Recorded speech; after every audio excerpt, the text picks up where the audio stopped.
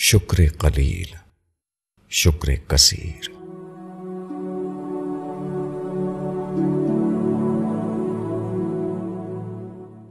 ایک روایت کے مطابق پیغمبر اسلام صلی اللہ علیہ وسلم نے فرمایا، یعنی جو شخص کم پر شکر نہیں کرے گا وہ زیادہ پر بھی شکر نہیں کرے گا۔ مسند احمد جلد 4 صفحہ 278۔ اس حدیث رسول میں فطرت کے قانون کو بتایا گیا ہے۔ وہ قانون یہ ہے کہ چھوٹے واقعے کو یاد کرنے سے بڑے بڑے واقعات ذہن میں تازہ ہو جاتے ہیں۔ نفسیاتی مطالعہ بتاتا ہے کہ انسان کے دماغ میں بہت سے الگ الگ فائل ہوتے ہیں، مثلا محبت کا فائل، نفرت کا فائل، اعتراف کا فائل، ظلم کا فائل وغیرہ۔ جو چیزیں انسان کے تجربے اور مشاہدے میں آتی ہیں ان کو دماغ الگ الگ ان کے متعلق فائل میں ڈالتا رہتا ہے۔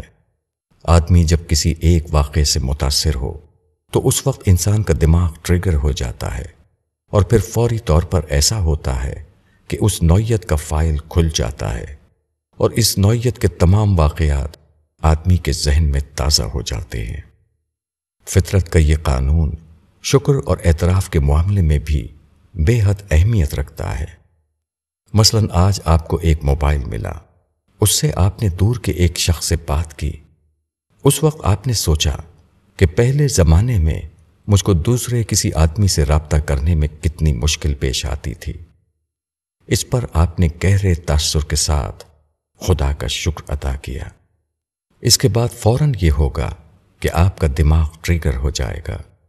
اسی وقت دماغ کا وہ فائل کھل جائے گا جس میں آپ کی پوری زندگی میں پیش آنے والے شکر و اعتراف کے تمام آئٹمز محفوظ ہیں۔ فطرت کے اس نظام کے تحت ایسا ہوتا ہے کہ شکر کے چھوٹے واقعے کی یاد شکر کے دوسرے تمام واقعات یاد دلا دیتی ہے۔ اس طرح شکر کا چھوٹا واقعہ بڑے شکر کا سبب بن جاتا ہے، یہاں تک کہ آدمی کے دل میں شکر کا چشمہ جاری ہو جاتا ہے۔ شکر کا احساس خدا سے آدمی کے تعلق کو بڑھاتا رہتا ہے، یہاں تک کہ وہ اعلیٰ معرفت کے درجے تک پہنچ جاتا ہے۔ مولانا وحید الدین خان، کتاب معرفت۔